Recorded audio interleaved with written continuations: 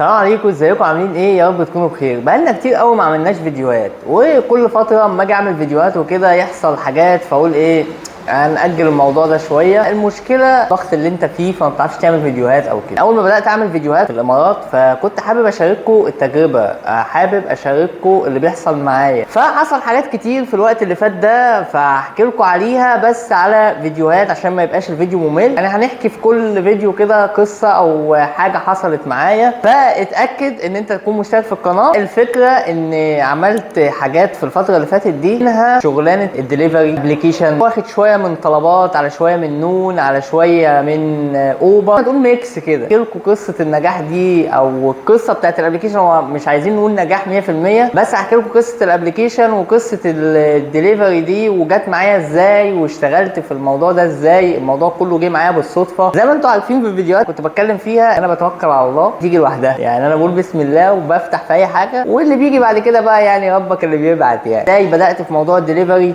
وممكن نعمل فيديوهات يوميات دليفري يعني بالشباب اللي معايا. ومعايا تيم كويس يعني ما شاء الله عليه، بيفهم في كل حاجه كل حاجه الا الدليفري. ما شاء الله عليهم. لا معايا تيم كويس يعني فممكن نعمل فيديوهات. يعني احنا ساعات بنلعب بابجي، ساعات يعني عايزين نجيب حاجات من اللي بتحصل معانا في الشغل، وقصص مع الزباين بقى والناس العملاء وكده. يا لهوي حاجات يعني افلام هندي. فهحكي لكم على الحاجات دي وهتلاقي حاجات يعني ممكن تستفاد منها.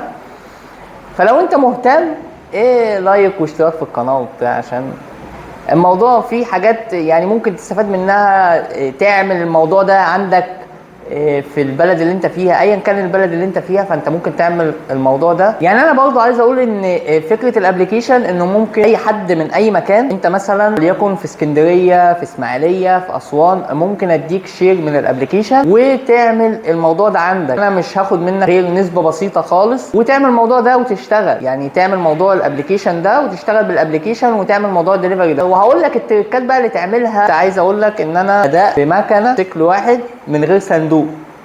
يعني بدات موضوع الدليفري ده او فكره الدليفري اصلا جت ازاي. انا ما جاتليش فكره الدليفري ان انا قمت الصبح عايز اعمل دليفري. انا قصه احكي لك بقى. تعالى بقى هات اي حاجه اشربها وتعالى عشان احكي لك. انا كان هدفي شغل الدعايه، فاشتغلت مع واحد في الدعايه وكده، واحد صاحبي يعني من زمان اشتغلنا مع بعض في الدعايه، وكان عندي افكار في موضوع الدليفري ده. فعرضتها عليه واتفقناش. يعني احنا ما اتفقنا، عايز اقول ان احنا ما اتفقناش. هو عنده افكار وانا عندي افكار فما اتفقناش. فانا قلت اعمل الموضوع ده ليه. انا كان هدفي الاول ان انا اوصل الناس بالموتوسيكل. يعني كان الشغلانه في الاول ما كانتش دليفري خالص. حتى الاسم عملت اسم مو تاكسي، يعني اول حروف من الموتوسيكل تاكسي، اللي هو ايه الحاجه اللي انا كنت عايز اعملها ان هو توصيل افراد عن طريق الموتوسيكل. فاخدت الاسم ده وعملته. واحده من العملاء وكده اقترحت عليا موضوع، طب ما تشتغل في الدليفري. طب انا مش معايا صندوق. قالت لي مش مشكله، يعني الموضوع بسيط، انت هتاخد بس كيس توصله من هنا لهنا. فالموضوع جه كده. الموضوع بدأ معايا بمكانتي. يعني انا كان معايا مكنه، كنت قبل الموضوع ده كنت عايز ابيعها اصلا.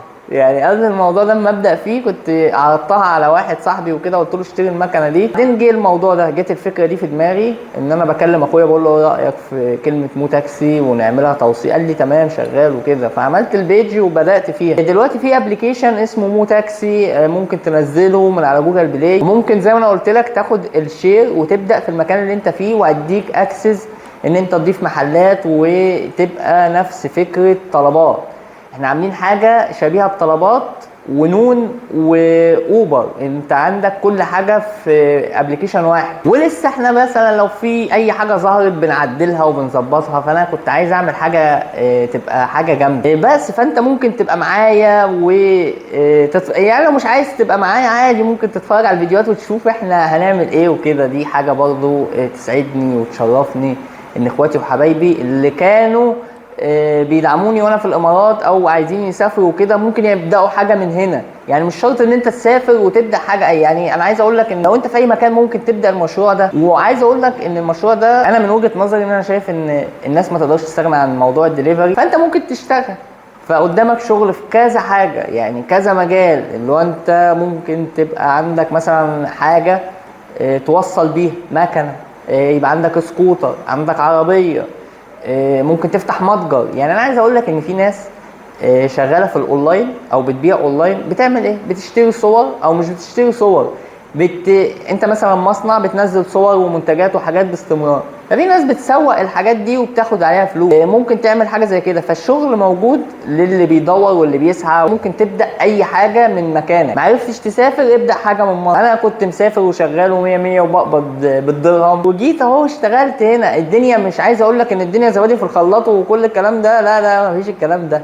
الدنيا لسه مش احسن حاجه. مع الوقت ممكن تتظبط. مع الوقت حاجه زي الابلكيشن ده ممكن يتشير او كده، او لو ما اتشهرش فانا يكفيني شرف المحاوله. انا حاولت وعملت اللي عليا. رجع الاكل مقاطع. وخليني بقى احكي لك في اخر الفيديو كده قصه حصلت معايا. انا بوصل اوردر دليفري حلو ده من مطعم كباب، فاخدت الاوردر بوصله، فبرن على العميل، الو يا باشا ممكن تنزل لي عشان النور قاطع. احنا عندنا بنوصل لحد الباب، يعني احنا ما بنطلعش فوق للزباين. او بيقول له ايه مثلا في 5 جنيه اللي هو لو انا هطلع لك الاوردر وكده. انا مش مشكله عندي الفلوس، انا مشكله عندي اللي انا هحكي لك عليه. اللي انا هحكي لك عليه ان في الوقت ده كان النور قاطع. فانا قلت له ايه يا باشا لو سمحت ممكن تنزل تاخد مني الاوردر، واوردر سخن كباب يعني او كفته، يعني حاجات من اللي هي الحاجه. فقال لي لا انا مش هينفع انزل، انا مش عارف عندي لوجي كامس 8 شهور او إيه. يعني قال لي اسم بنته يعني، وانا مش هينفع انزل. طب يا باشا الاكل هيبرد. قال لي ايه يعني ما يبرد؟ ما انا كده كده هاكله بارد، نص ساعه وتعالى. انا بقيت مستحرم اللي انا واقف قدام البيت. يا عم انت انزل خد الاكل. إيه لا لا لا لا انا مش نازل، اصل النور قاطع واحنا كده كده مش هناكل في الضلمه، يعني لما النور يجي بقى ابقى ارجع هاته. يا عم الحاج طب المكنه ممكن تسرق. انا كل همي وفكري ان المكنه هسيبها في الشويه دول، هطلع له المكنه ممكن انزل ما الاقيهاش تسرق. يا عم انزل الله يرضى عنك خد الاكل ده. مفيش. الفكره بقى ان انا عايز ارن عليه عشان اقول له طب انا طالع لك، هو دي العماره اللي انا طالع فيها ولا لا؟ ما بيردش على التليفون. يا عم طب ايه طيب يعني اعمل ايه؟